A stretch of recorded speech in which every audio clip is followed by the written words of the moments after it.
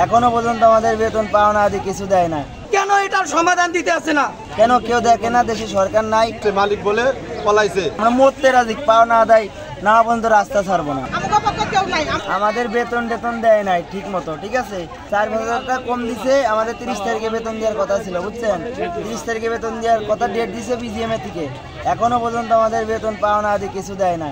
কেন? আমরা কি মানুষ না? আমাদের বউ বাচ্চা পোলাবান নাই? আমরা রাস্তায় দিন রাত, আজকে 72 ঘন্টা 3 দিন ভরে আমরা রাস্তায়। কেন কেউ দেখে না? দেশে সরকার নাই, সেনাবাহিনী নাই। এখন আমরা চাচ্ছি আমাদের পাওনা আদি বেতন যা আছে আমাদের পরিশোধ করুক। কেন আমরা তারা কি 1 মাস সময় চাই নাই? দিই নাই তাদের 1 মাস সময়। কেন তারা বুঝে না? শ্রমিক রাস্তায় নামবো কেন? শ্রমিক সাধারণ মানুষের হয়রানি করবো কেন? আপনাদের যে পাওনা বা দাবি আদায় না হওয়া পর্যন্ত আপনারা কি রাস্তায় থাকবেন? আমরা রাস্তা ছাড়বো না। আমরা মরতে রাজি, পাওনা আদায় না পর্যন্ত রাস্তা ছাড়বো না। তাতে একজনের জন্য একজন মারা যাবো, 7,000 লোক বাঁচবো, তাও ভালো। আমরা বুঝতেছি যে এগুলো নষ্ট হয়ে যাচ্ছে, কিন্তু আমাদের কোনো কিছু করার নাই। এজন্য মালিক পক্ষ দায়ী। কারণ মালিক পক্ষ কেন এটার সমাধান দিতে আসে না? মালিক পক্ষ যদি এটার সমাধান দিয়ে দেয় তাহলে তো আমরা রাজপথ আটকে রাখতেছি না। আমরা কোথায় যাব, কার কাছে যাব, কোনো সলিউশনও পাচ্ছি না। মালিক পক্ষ অতি দ্রুত এসে আমাদের একটা সমাধান দিয়ে দেব। আর আমরা সেনাবাহিনীর যে আছে তাদের কাছ থেকে আমরা আস্থা হারিয়ে ফেলেছি।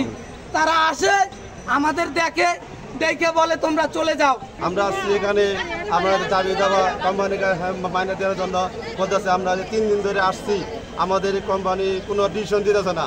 এই জায়গাতে কোনো সার্ভিশন পাইতে, আমাদের পুলিশের কোনো সাহায্য পাইতেছি না।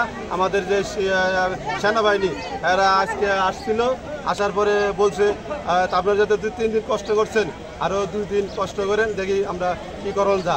আমরা বলছি, মালিকে বলছে মালিক বলে পলাইছে, মালিকে বলে পলাইছে। কারণ আমরা তো আর জানি না মালিক পলাইছে, আমরা সেই ব্যবস্থা করতেছি, ঠিক আছে। আমি মালিক বলে পলাইছি, আমরা এই টাকাটা আমরা আল্লাহ তাআলা পাই নাই গে, ঠিক আছে।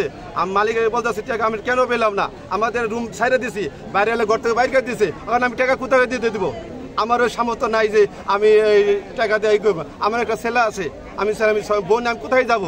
আমি মালিকের বলতেছি, আমাদের সারা দেশের লোকে জানাইতেছি যে বাসগুরু বাইবেল বুড়ি বাজার বাসগুরু, ঠিক আছে, মালিকের যাচ্ছি আপনার টাকাটা পরিশোধ করে দেন। আরো অনেকে গার্মেন্টসের মালিকের বলতেছি একজন মানুষের জন্য এত সমস্যা কেন হবে? বিজিএম তারিখ নিছিল, সেই বিজিএম আমাকে কোনো সিদ্ধান্ত জানেন কে দুর্নীতি করছে। কারণ আমরা চাই হয়তো বিজিএম এসে সমাধান করে দিব, বিজিএম মালিকের পক্ষ হয়ে গেছে, আমাকে পক্ষ কেউ নাই, আমাকে কেউ সমাধান করে না। আমরা সেনাবাহিনী আসে কোনো সমাধান দেয় না, পাবলিকের আসে কোনো সমাধান দেয় না, বিজিএম কোনো সমাধান দেয় না। বাংলাদেশের শ্রমিকরা, বাংলাদেশের গার্মেন্টসের শ্রমিকরা যেরকম নির্যাতিত হয় আর যেন কখনো এরকম নির্যাতিত না হয়। এবং আপনারা খেয়াল করে দেখেন, বাংলাদেশের প্রত্যেকটা কলকারখানায় উশৃঙ্খলের একটাই কারণ, মালিক পক্ষ শ্রমিকদের সাথে যে অসৎ আচরণগুলি করে এগুলি কখনো প্রকাশ হয় না। আমরা নীরবভাবে সয়ে যাই। আজকে নীরবভাবে সইতে দেখেন আমরা 4 মাসের টাকা পাওয়ার কথা, মালিক পক্ষ 1 মাস দিবে। আমরা সার্ভিস দিনের বেশি পাওয়ার কথা, মালিক পক্ষ 22 দিবে।